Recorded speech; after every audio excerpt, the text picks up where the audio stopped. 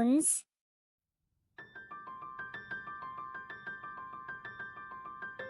चतुर बंदर और जादुई आम का पेड़। हरे भरे सुखवन जंगल में मिठू बंदर रहता था। वह बहुत चतुर और चालाक था, लेकिन उसे धैर्य नहीं था। वह हमेशा जल्दी में रहता और हर चीज फटाफट चाहता। उसके दोस्त अक्सर कहते, मिठू, कभी कभी धैर्य रखना भी जरूरी होता है। लेकिन मिठू हंसकर कहता, जो चीज जल्दी मिल जाए वही सबसे अच्छी होती है। एक दिन जंगल में खबर फैली कि सुखवन के सबसे पुराने आम के पेड़ पर एक जादुई आम उगने वाला है। राजा शेर ने घोषणा की, जो भी इस आम को पाएगा उसकी कोई भी एक इच्छा पूरी होगी। यह सुनकर सभी जानवर उत्साहित हो गए और मिठू भी बहुत खुश हो गया।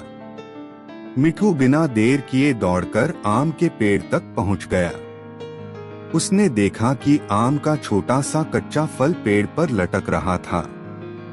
वाह, मुझे यह आम चाहिए, मिठू ने सोचा। उसने जल्दी से पेड़ पर चढ़कर उसे तोड़ने की कोशिश की, लेकिन आम कच्चा था और खट्टा निकला। अरे, यह तो अच्छा नहीं लगा। मिठू नाराज हो गया और नीचे उतर आया। फिर उल्लू ज्ञानी बाबा ने हंसकर कहा, मिठू, इस आम को पकने दो, धैर्य रखो। लेकिन मिठू को धैर्य रखना नहीं आता था। अगले दिन मिठू फिर आम के पास गया। उसने देखा कि आम थोड़ा बड़ा हो गया था। अब तो यह पक्का मीठा होगा, उसने सोचा और तुरंत उसे तोड़ लिया। लेकिन आम अभी भी अधपका और खट्टा था। मिठू गुस्से से बोला, मुझे अभी अपना जादू चाहिए। इतने में गोलू हाथी वहां आया और हंसते हुए बोला, मिठू, मीठे फल का स्वाद वही जानता है जो उसे पकने तक इंतजार कर सके।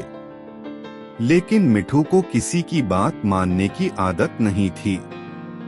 अगले कुछ दिन मिठू बार बार पेड़ के पास जाता, लेकिन इस बार उसने खुद को रोका और कहा, इस बार मैं इंतजार करूंगा। उसने आम को हर दिन बड़े होते देखा। कुछ हफ्तों बाद आम पूरी तरह पीला, रसीला और चमकदार हो गया। जब मिठू ने इसे तोड़ा और चखा तो यह अब तक का सबसे मीठा आम था।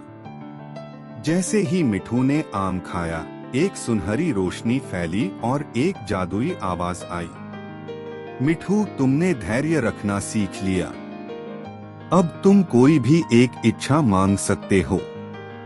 मिठू ने सोचा और कहा, मुझे बहुत सारे ऐसे मीठे आम चाहिए ताकि मैं अपने दोस्तों के साथ बांट सकूं। और चमत्कार हुआ, पेड़ पर सैकड़ों मीठे आम उग आए। अब मिठू समझ गया कि सबसे बड़ी ताकत धैर्य और सही समय पर सही काम करने में होती है। सीख, सब्र का फल मीठा होता है। अच्छी चीजें उनके पास आती हैं जो इंतजार करना जानते हैं।